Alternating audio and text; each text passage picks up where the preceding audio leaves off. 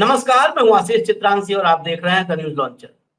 Mid day मुद्दा with Ashok Wankhede और चर्चा ऑपरेशन सिंदूर और सीज फायर पर सदन में होने वाली चर्चा पर, यानी आज चर्चा पर चर्चा है। चाय पर चर्चा तो मोदी जी करते। दरअसल राहुल गांधी और समूचा विपक्ष मोदी जी का इंतजार कर रहा है। मोदी जी आए और 22 अप्रैल से लेकर के 10 मई तक का हिसाब दें, देश के सामने हिसाब रखें। ये राहुल गांधी को हिसाब किताब नहीं देना है, अखिलेश को नहीं देना है, देश के सामने हिसाब किताब आना चाहिए।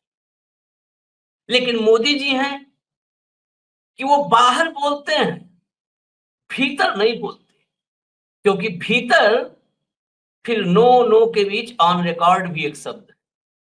भीतर, सदन के भीतर बोली गई हर बात, अगर प्रधानमंत्री बोले या कोई सांसद बोले, वो ऑन रिकॉर्ड होती है, वो सदियों तक दस्तावेज बन जाती है। अब राहुल और समूचा विपक्ष तो इंतजार कर रहा है, लेकिन पहला संकेत आ गया है।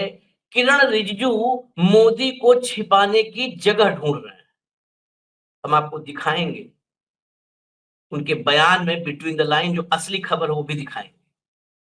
बड़ा सवाल है कि 48 घंटे बाद मोदी भागेंगे या भाग लेंगे, क्योंकि 48 घंटे बाद यानी सोमवार को जब 11 बजे लोकसभा की कार्रवाई शुरू होगी, तो इस कार्रवाई में ऑपरेशन सिंदूर पर, पहलगाम पर, दोनों पर चर्चा हो।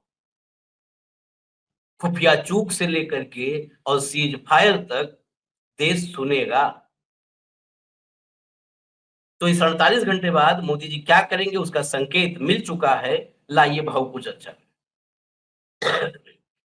स्वागत है भाव। सीधा खबर दिखाते हैं। जरा रिजिजू के बयान का टेक्स्ट फॉर्मेट ले आइए, क्योंकि वीडियो फॉर्मेट में उन्होंने बोला है एजेंसी को, और एजेंसी का अपना कॉपीराइट है। सुनिए, देखिए जरा। ऑपरेशन सिंदूर पर सोमवार को लोकसभा में 16 घंटे की गहमागहमी वाली चर्चा होगी। विपक्ष पीएम मोदी से जवाब मांग रहा है।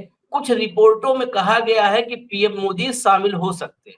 हालांकि संसद की बिजनेस एडवाइजरी कमेटी की बैठक के बाद किरण रिजिजू ने कहा, अब जो कहा यहां से सुनिएगा बिल्कुल गौर से, विपक्ष की ओर से सवाल कौन करेगा यह सरकार नहीं तय कर सकती, और सरकार की ओर से कौन जवाब देगा यह विपक्ष तय नहीं कर सकता है।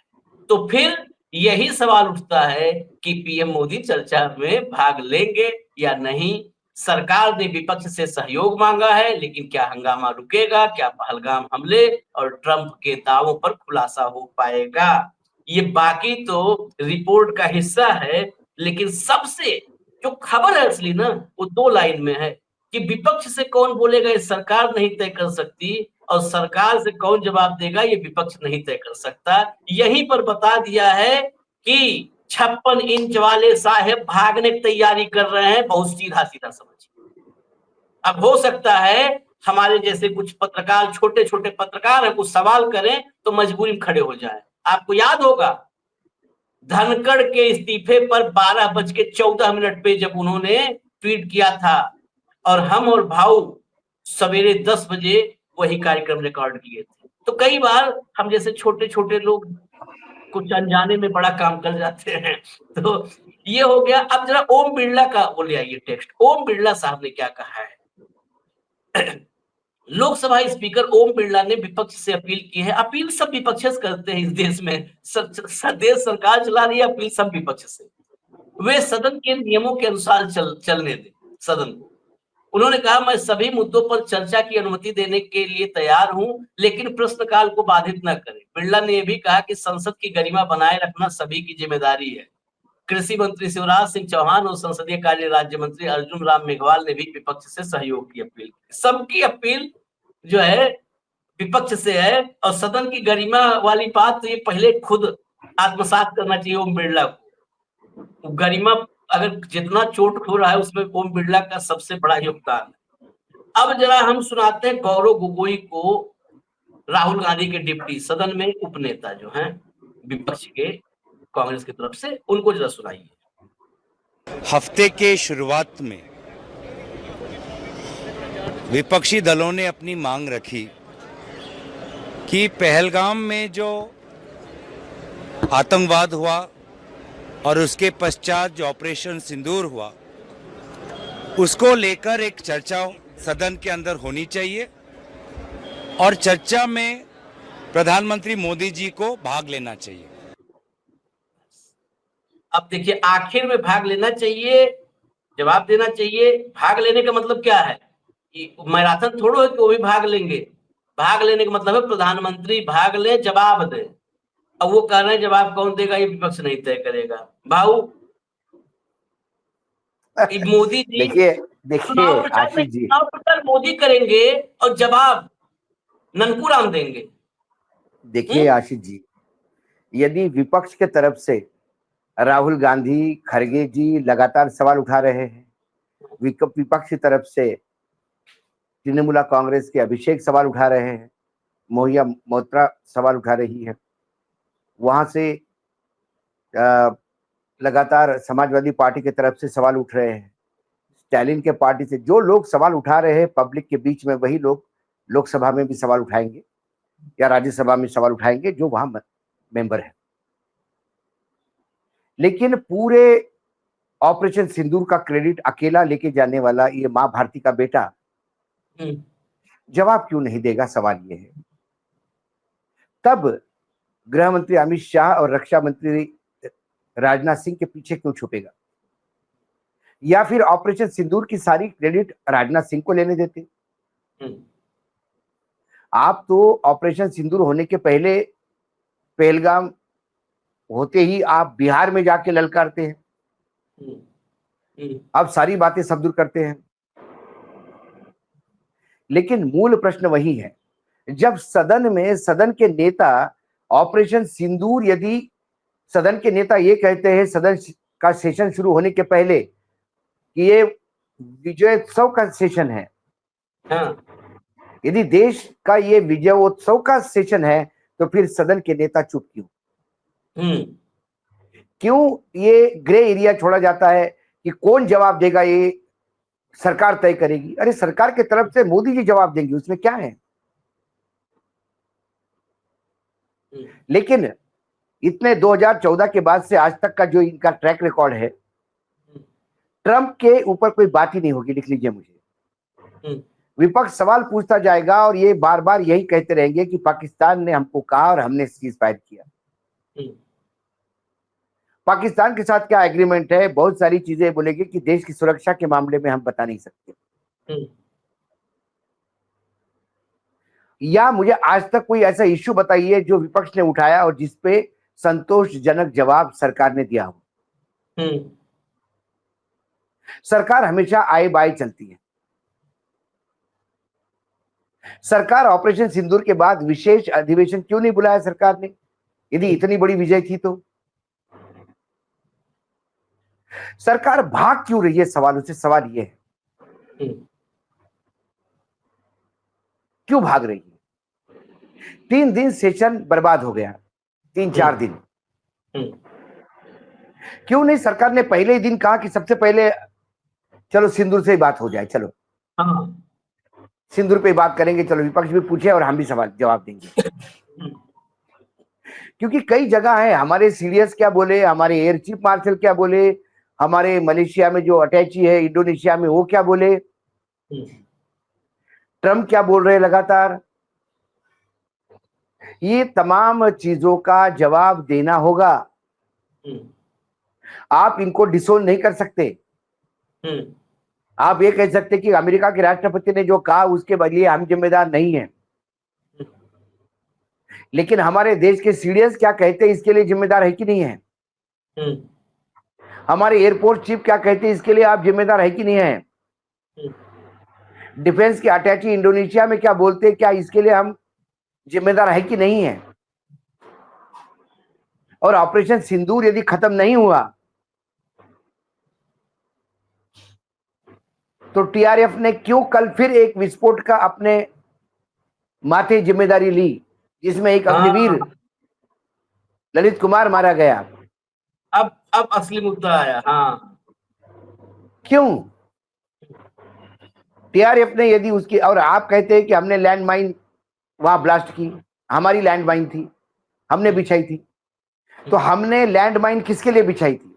अग्निवीरों के लिए कि घुसपैठियों के लिए?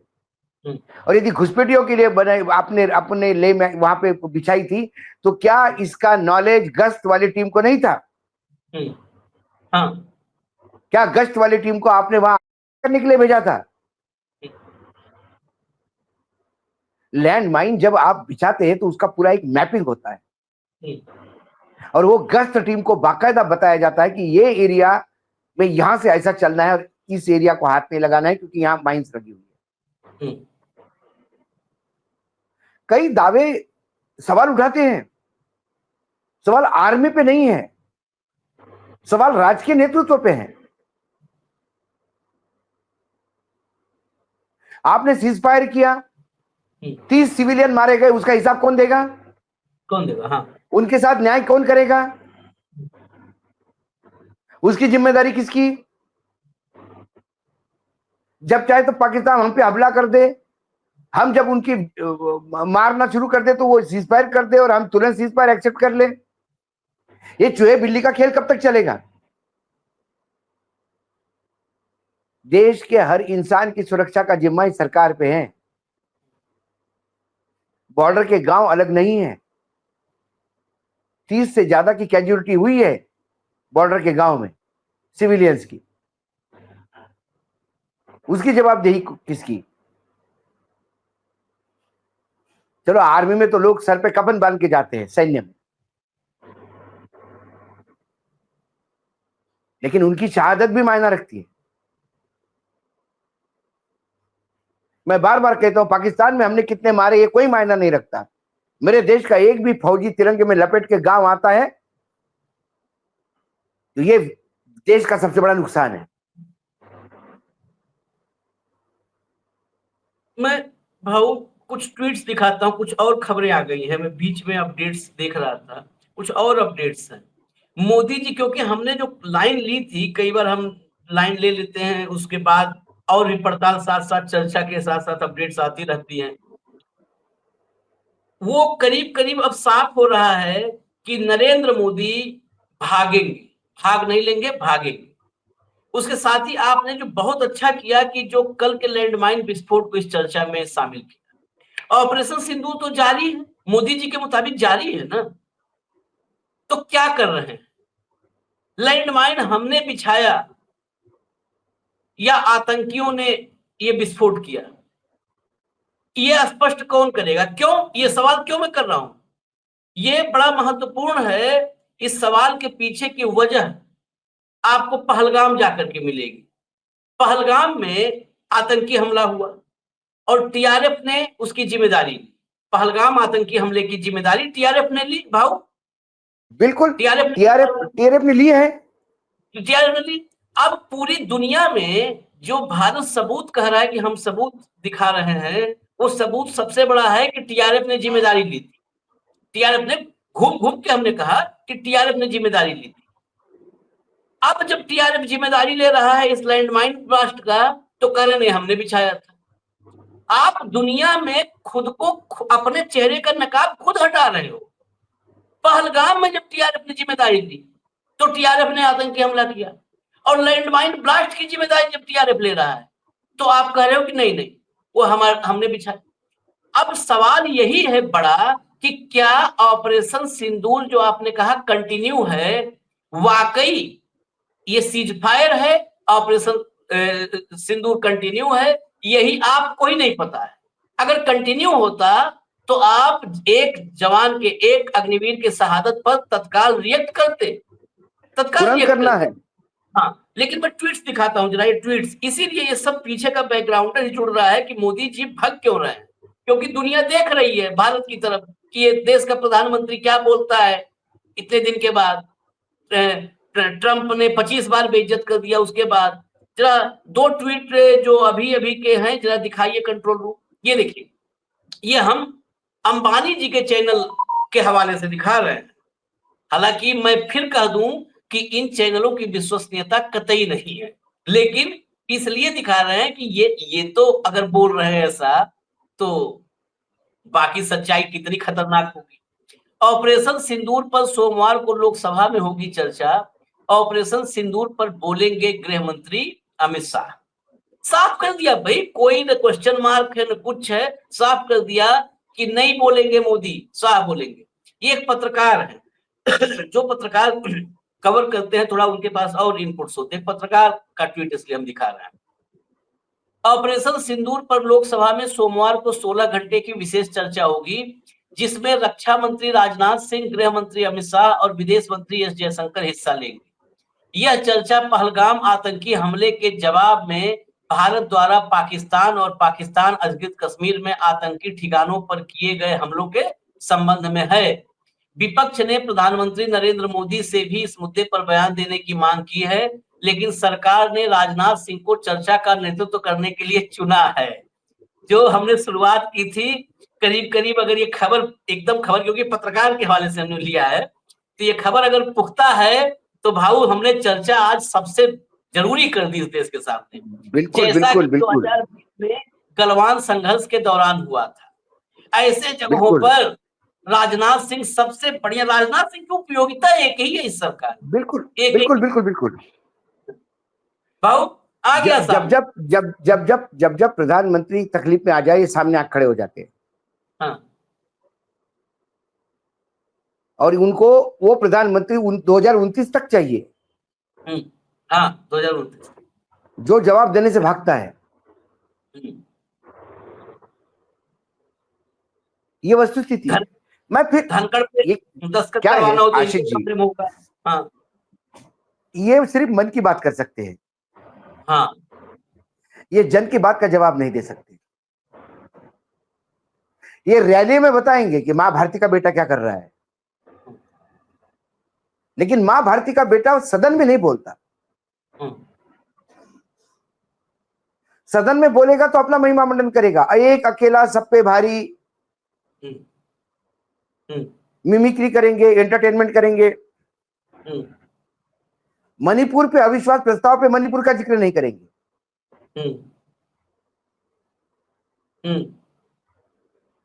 इमरजेंसी और जवाहरलाल नेहरू के सिवा क्या है इनके पास?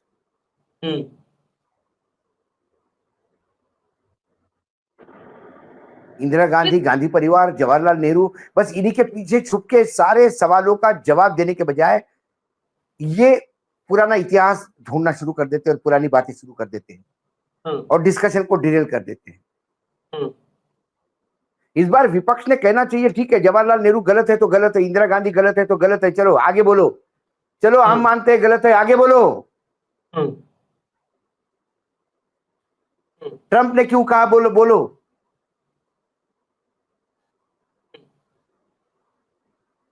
और ट्रंप को इसी सदन से जवाब जाना चाहिए और नाम लेके जाना चाहिए। जवाब तो सरकार देगी ना आशीष, विपक्ष तो नहीं देगा।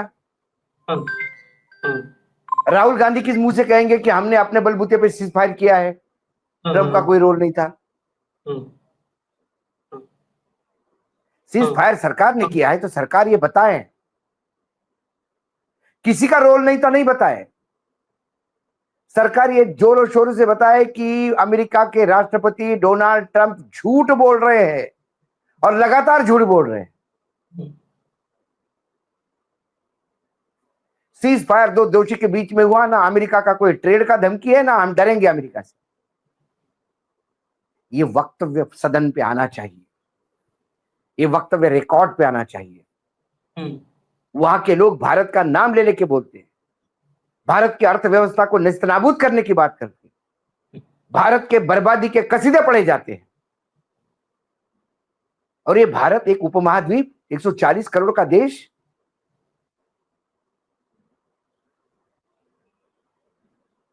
क्या नपुंसकत्व ओढ़ लिया है हमारे नेतृत्व ने कि वो हमको बर्बाद करने की बात करते और हम बोलते कि विन विन सिचुएशन में काम हो जाएगा जी, दोनों का फायदा होगा, ऐसा डील होगा। हुआ ऐसे डील पर अमेरिका बर्बाद करके दिखाए भारत को। मैं 2 मिनट में फिर लूंगा। एक तो स्पेसिफिक सवाल, कुछ स्पेसिफिक सवाल हैं कि आखिर सदन में मोदी को ही क्यों जवाब देना चाहिए। पहली चीज, बादलों में फाइटर जेट को रडार से छिपाने का फॉर्मूला मोदी के पास है, तो राजनाथ सिंह कैसे बताएंगे या अमित शाह कैसे बताएंगे? ये फॉर्मूला सब तो मोदी के पास है। मोदी ऑपरेशन सिंदूर का नाम तय करने से मतलब जन्म से लेकर नामकरण तक सब कुछ मोदी करते हैं, तो जयशंकर क्या जवाब देंगे? जवाब कौन देगा? ऑपरेशन सिंदूर के बाद, सीज फायर के बाद इवन कहें, आपने जयशंकर का या राजनाथ सिंह का कहीं रोड शो देखा हो? रोड शो मोदी ने किया, तो जवाब ये कैसे देंगे? अब उसके अलावा जब आप 22 अप्रैल से 10 मई तक का देना पड़ेगा, 22 अप्रैल को मनोज सिन्हा ने एक्सेप्ट कर लिया कि जी गलती थी, तो उनके ऐसा थोड़ा है कि उनके कुर्बानी से क्या किया? मनोज सिन्हा की गलती थी तो मनोज सिन्हा घर बैठाओ। अब तक वहां क्या करना? अब तक तो गाजीपुर में होना चाहिए था मनोज सिन्हा को। 22 तारीख के इंटेलिजेंस फेल्योर के लिए कौन जिम्मेदार है? 22 तारीख के इंटेलिजेंस फेल्योर के बाद जो पहलगाम में नरसंहार हुआ, उस नरसंहार में जो भी कैजुअलिटी हुई, उस कैजुअलिटी के बाद इस देश में दंगा का माहौल, हिंदू मुसलमान का माहौल, सांप्रदायिकता का माहौल किसने पैदा किया? ये भी सवाल चर्चा में आना चाहिए। ये सबसे महत्वपूर्ण। बिल्कुल होगा, बिल्कुल होगा। देखिए, चर्चा में ये सारी बातें होगी, लेकिन आशीष जो आपने सवाल उठाया उसका सबसे बड़ा, यदि देश पर हमला इतना बड़ा इशू था कि हम हमारे यहां से 51 सांसद 33 देशों में भेजते हैं वर्ल्ड ओपिनियन बनाने के लिए। ये मामला छोटा मोटा नहीं है, जिसके लिए हमारे प्रधानमंत्री पूरे विश्व में घूम घूम के आतंक के खिलाफ बोलते हैं। ये देश के संप्रभुता पर हमला था, देश को तोड़ने की साजिश हुई थी। उसका जवाब भी प्रधानमंत्री नहीं देंगे तो फिर प्रधानमंत्री काहे पे बात करने के लिए बने हैं? बच्चों को एग्जाम कैसे लिखना है ये बताने के लिए, किसानों को ये बताने के लिए कि कैसे बुआई करनी है, इसका ज्ञान देने के लिए बहुत लोग हैं। जहां देश की अस्मिता का सवाल है, जहां देश की इज्जत का सवाल है, वहां हमारे प्रधानमंत्री ही बोलना चाहिए और अपेक्षा उनसे है। इतने बड़े मामले पे प्रधानमंत्री नहीं बोलेंगे तो फिर प्रधानमंत्री क्या चुनाव पे बोलेंगे? और क्या, उसके अलावा किस पे बोलेंगे? उसके अलावा किस पे बोलेंगे? मैं फिर आपको 1 मिनट के लिए रोक करके कुछ दिखा देता हूं। आपने बहुत अच्छा किया कि चर्चा में यही सबसे मुझे मतलब सेटिस्फेक्शन होता है कि जिधर हम जाना चाहते हैं उसी तरफ गाड़ी आप ले चले जाते हैं। आपने कहा कि स्कूल के बच्चों को सिखाएंगे एग्जाम कैसे दे। स्कूल के बच्चे पहले सलामत तो रहे एग्जाम देने के लिए, सलामत तो रहे। ये बेशरम डबल इंजन, ये सलामत तो रहने दे, इस पर तो हम आएंगे। लेकिन दूसरी बात, स्कूल के बच्चों को सिखा कौन रहा है पढ़ने के लिए और एग्जाम देने की? जरा उस व्यक्ति के महिमा को तो जानना पड़ेगा।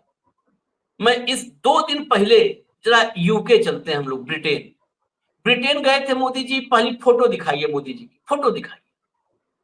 ये देखिए, ये ठहाका मैसी है, ये देखिए स्टारमर है और मोदी है।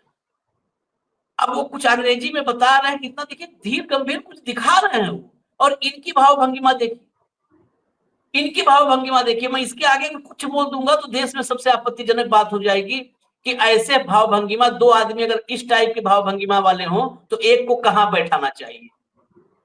ये देखिए, ये राष्ट्राध्यक्ष के साथ खड़े हैं। किस दुनिया में है पता ही नहीं है। वो नहीं समझते हैं तो खाली ठहाका लगा देते हैं जब सामने की बात नहीं समझते हैं। ये 1 नहीं 10 जगह हो चुका है। नेक्स्ट लाइए जरा, नेक्स्ट लाइए। वो वाला जो बैठ करके हाँ स्टारमर के साथ बैठ करके बोल रहा है। इसमें जरा कंट्रोल रूम आपसे निवेदन है, जब मोदी जी का वो दिखेगा ना जो छुपा रखा है हाथ के नीचे, तो वहीं पर रोकिएगा। चलिए चला दीजिए भाव, देखिए रचने हम जा रहे हैं और भारत और यूके मिलकर के एक नए इतिहास की नींव डाल रहे हैं। एक्सेलेंसी, इस 1 वर्ष में हमें तीसरी बार मिलने का मौका मिला है। ये अपने आप में मैं इसे बहुत महत्वपूर्ण मानता हूं। और यूके और भारत हम एक प्रकार से नेचुरल पार्टनर हैं। आज हमारे संबंधों का एक ऐतिहासिक दिन है। आज हम दोनों देश मिलकर के पारस्परिक लाभकारी एफटीए और डबल कंट्रीब्यूशन कन्वेंशन इसको संपन्न करने जा रहे हैं। ये अपने आप में भारत और यूके हाँ चलिए चलाइए चलाइए।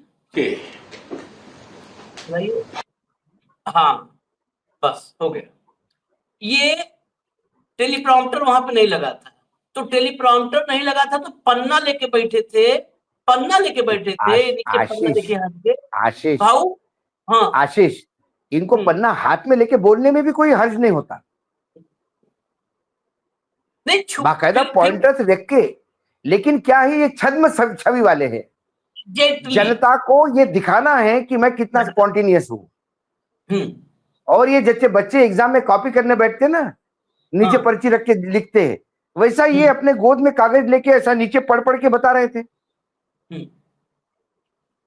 और उससे ये जरूरी नहीं था। उससे बड़ा ये कि आप गए थे, आपको टीपी वहां पर नहीं थी, आप गए थे एफटीए फ्री ट्रेड एग्रीमेंट के लिए और डबल कंट्रीब्यूशन कन्वेंशन के लिए। जिस काम के लिए आप गए थे, जिस समझौते पर आप फाइनल मुहर लगाने गए थे, उस समझौते का नाम पन्ना देख के पढ़ना पड़ रहा है आपको। पन्ना देख के, जिस समझौते के लिए आप गए वो पन्ना देख के पढ़ रहे हो। भाई साहब, आपका पन्ना प्रमुख आपसे काबिल है, पन्ना प्रमुख काबिल है आपसे। कम से कम वो एसआईआर में बता तो पा रहा है कि कौन से हमारे मतदाता है, कौन से नहीं है, किसको निपटाना है, किसको नहीं निपटाना है। पन्ना प्रमुख ज्यादा आपसे काबिल। अब देखिए अगला मैं जो दिखाऊंगा भाव वो बड़ा महत्वपूर्ण है। यहां तो मजबूरी थी बोलना, यहां पर तो मजबूरी थी, क्योंकि यहां पर ज्वाइंट बैठे थे, ज्वाइंट स्टेटमेंट दे रहे थे। टीपी जहां नहीं होती है वहां पर मोदी म्यूट हो जाते हैं। टीपी के बगैर एक ऐसा व्यक्ति जिसका टीपी के बगैर, टेलीप्रॉम्प्टर के बगैर अस्तित्व नहीं है, वो हमारे देश को रथ खींच रहा है। एक जरा अगला फुटेज दिखाइए, अगला फुटेज भाऊ देखिए। ये देखिए, ये सब आपके लिए है, क्योंकि आप जाएंगे कहीं भाषण में तो ये कम से कम दुनिया को पता चलेगा, देश को पता चलेगा। ये हमने नहीं म्यूट किया है वीडियो, ये हमने नहीं म्यूट किया है ये वीडियो, क्योंकि टेलीप्रॉम्प्टर तो है नहीं यहां पर। ये इतनी गंभीर चर्चा कर रहे हैं मोदी जी, लेकिन ये वीडियो म्यूट करके इस देश में भेजा गया, म्यूट करके, कि यहां पे पता नहीं क्या बोले होंगे वो राम ही जाने कि क्या बोल दिए होंगे, किससे क्या बोले होंगे। साउथहैम्पटन को साउथहैम्पटन बता के आए। होता है अक्सर उनसे। वो गलती छोटी है, क्योंकि ऑस्ट्रिया में खड़े थे और ऑस्ट्रिया में खड़े होकर के ऑस्ट्रिया के विजिट पर गए थे और ऑस्ट्रिया में खड़े होकर के ऑस्ट्रेलिया बोल दिए थे। अब आप बताइए, यूरोप की कंट्री ऑस्ट्रिया और उसको बोल दिए ऑस्ट्रेलिया कॉन्टिनेंट। वो तो ऐसे तो आप यदि करोगे तो 1 घंटे का प्रोग्राम बनेगा इनके, सिर्फ इनकी क्लिप दिखा दिखा के। हाँ। सवाल वो नहीं आशीष, सवाल ये है कि आप हिंदी में बोलिए। आपको कोई अटल बिहारी वाजपेयी जी ने यूनाइटेड नेशंस में हिंदी में धारा प्रवाह भाषण दिया, और आज भी यूनाइटेड नेशंस में वो भाषण ऐतिहासिक माना जाता है। यूनाइटेड नेशंस में ऐतिहासिक भाषण हुए, उसमें से अटल जी का है हिंदी का। अब अपनी भाषा बोलिए, क्या हर्ज है? मातृभाषा में बोलिए, आपको कौन रोकता है भाई? वहां पीछे ट्रांसलेटर तो वैसे भी था। हाँ, इंटरप्रेटर तो जो होते हैं वो साथ में चलते ही हैं। लेकिन आपको देश को दिखाना भी है कि मैं सब, मतलब मैं कोरियन भी समझ लेता हूँ, जापानीज भी समझ लेता हूँ, और इटालियन भी समझ लेता हूँ, और फ्रेंच भी समझ लेता हूँ। ये ज्यादातर इनके लिए हर चीज शो बिजनेस है, इवेंट है, और इवेंट मार्केटिंग करने के लिए यहाँ बहुत सारे पॉमेरियन मीडिया बैठा हुआ है। हाँ। लेकिन वस्तुस्थिति इस मार्केटिंग से काम नहीं चलता ना। कब तक विज्ञापन देखेंगे हम वॉशिंग पाउडर का? वो वॉशिंग पाउडर काम भी तो करे, साफ साफ तो करे कपड़े,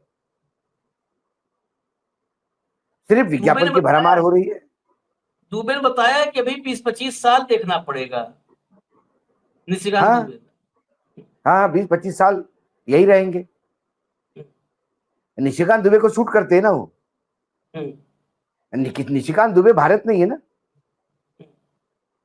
निशिकांत दुबे तो अपनी मैरिज एनिवर्सरी जम्मू कश्मीर में बड़े रिसोर्ट में मनाते हैं, कव्वालियों के बीच में।